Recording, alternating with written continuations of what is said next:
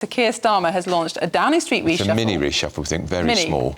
Yeah. A tiny reshuffle. Yeah. Moving Darren Jones from the Treasury to the Cabinet Office as Chief Secretary to the Prime Minister, which is a new role that's been created by Number 10. So critics are already speculating why the PM has chosen to move the Labour MP from the Treasury. Apparently his job is to enforce the Prime Minister's priorities. What are his priorities? Well, maybe someone who can tell us is Chris Hope, who's our political editor. Chris, an interesting move here. What does this say about, as Andrew has just said, the Prime Minister's political priorities? Well, it's a response, Miriam and Andrew, isn't it, to the party's dreadful position in the polls. 20 points against Reform UK on 35 points, just 3 points ahead of the Tory party. And they're, of course, being condemned, some would say rightly so, for 14 years in government when they failed to do much on migration and the economy's barely budged. That's why you're seeing Nigel Farage benefit, and that's why we're seeing what they're calling a rewiring of this government. Now, the names aren't that well known to viewers, but the best known is probably Darren Jones. Now, he was formerly the Chief Secretary to the Treasury.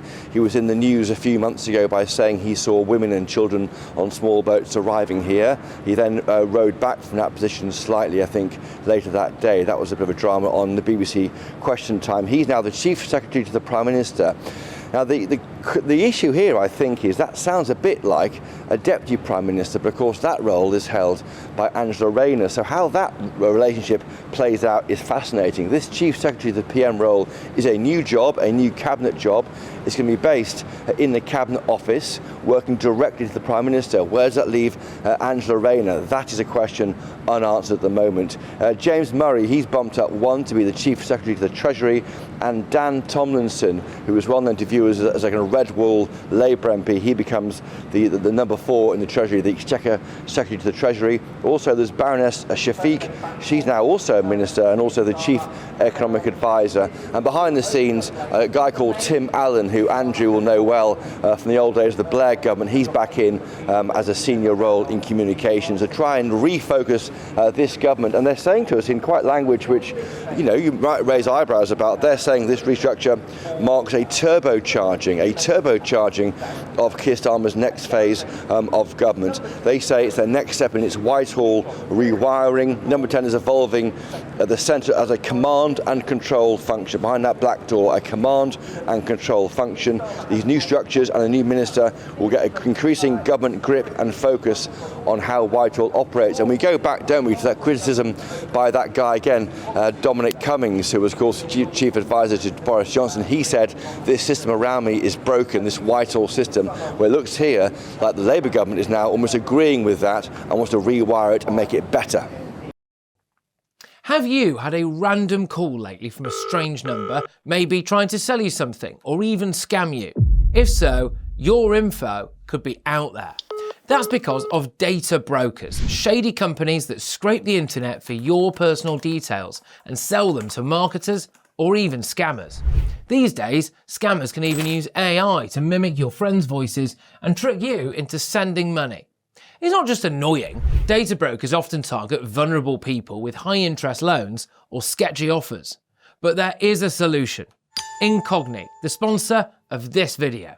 Incogni contacts data brokers on your behalf and requests your info be deleted from their databases.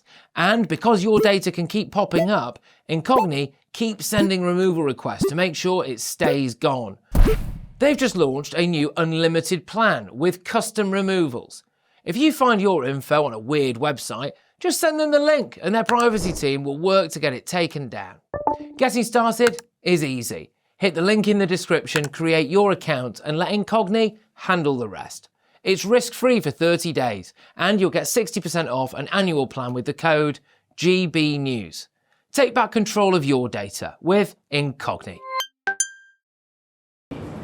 But what I think really is, what is this government doing? What are its big policy initiatives? Votes for 16-year-olds? Well, that's not going to get them talking big time in the dog and duck.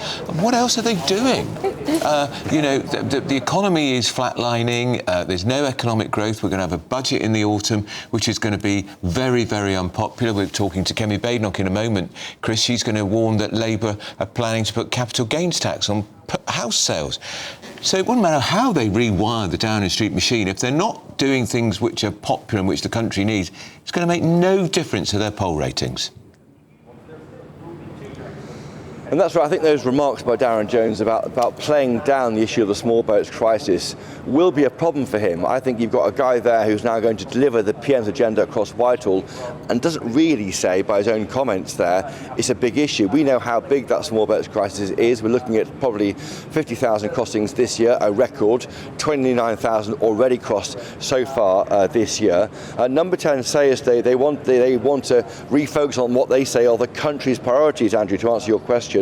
That is growth that people feel in their pockets, secure borders and getting the NHS back on its feet. So we'll wait and see how that plays out. But the issue of secure borders, I've been seeing reporting over the weekend that it's time that the PM actually did almost a daily meeting on small boats and to made much more of an effort to try and control those crossings across our southern shores. Chris, you mentioned Dominic Cummings and his reflections that Whitehall is far too powerful, and he's also said that number 10 is not powerful enough, and it seems to me that this is exactly what the Prime Minister is trying to do now, to beef up number 10. Now, do you think there's an element of, yes, of course, the Labour Party's critics will say that it doesn't have a vision, it's not managing the economy or immigration competently, but isn't it also true that it's become incredibly difficult to get anything done in the British government now, and Labour are struggling just as much as the Conservatives did? It seems that way. I mean, the PM is recognising in the second year of his time in office he needs to get a tighter grip on this function. But I've been around politics for 30 years, as you both have. I mean, I remember when they were trying to create a kind of hub and spoke command and control operation under Gordon Brown when he was Prime Minister.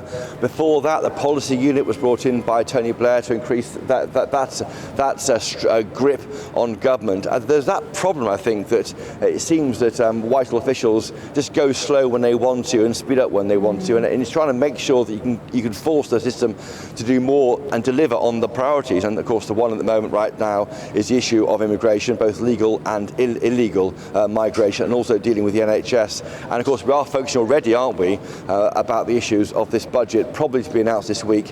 Probably second week of November, I expect, because it needs 10 weeks for the OBR, the Office of Budget Responsibility, to check those figures. Darren Jones, though, of course, former Chief Secretary to the Treasury, he'll have his own views on tax and spend, and also, of course, against maybe what Rachel Reeves wants. So we are creating more bosses of this government, and with that may become more tensions. I was to say, and on that point, just finally, Chris, more tensions, as you've already said, because as soon as I read the title, I thought, Chief Secretary to the Prime Minister. Isn't that what the Deputy Prime Minister's role is? Now, the Deputy Prime Minister is in a lot of political difficulties over the purchase of her flat in Hove. This appointment is going to cause even more tension with her and her department. Maybe that's the plan. Yeah. Well, we don't know. Of course, the Deputy Prime Minister, Angela Rayner, she's the only person elected to that role by party members. She can't be moved from being Deputy Leader, so you can't really demote her from being Deputy Prime Minister. But yeah, all sorts of question marks about how this will play out. Will there be tensions? Will it look like he's being sidelined from making key choices? Darren Jones is the new golden boy of this Labour government. He's the rising star. He is now, I'm sure, jumping in the polls as a future successor to Keir Starmer, way over other people, and that's why in all the politics the knives might be out for him and what he's been saying in the past. That's why his role is so important. I mean, when you see the Deputy Prime Minister giving PM cues, what's Darren Jones thinking? What's he up to? So I think there's lots of areas here. And just finally, by the way, I'm fascinated by the fact that he has been appointed to the Cabinet, 2 new roles to the Cabinet.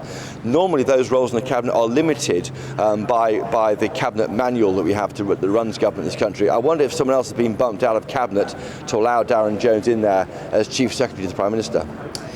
And just finally, Chris, of course, these rumours are now starting to circulate about whether Sir Keir Starmer's premiership can survive the Parliament, which is quite extraordinary. We are very clear about the Conservatives' mechanisms for getting rid of leaders. They've done it enough. What is the mechanism through which Labour MPs could change leader? From memory, it's around 20% of MPs, of Labour MPs, must sign some letters of no confidence or express a requirement to change leader. That's around 70 or 80 MPs to make that happen. We're a long way short of that. And I think any talk of this government not lasting a course is a bit silly because of the scale of their majority, 170. The problem they've got is they are facing the hard deadline of that election by 2029, and looking at those numbers that they're polling last week, putting Reform UK in the mid-30s, that is well over what they need for a landslide. Once you get that high in the polls over your rivals, the whole system switches and you get a very big but a shallow landslide, as we saw with Labour last July, and that could happen to Reform unless this government behind me, frankly, gets its act together. Fascinating. All right, Chris, that's Chris Hope, our GB News political editor.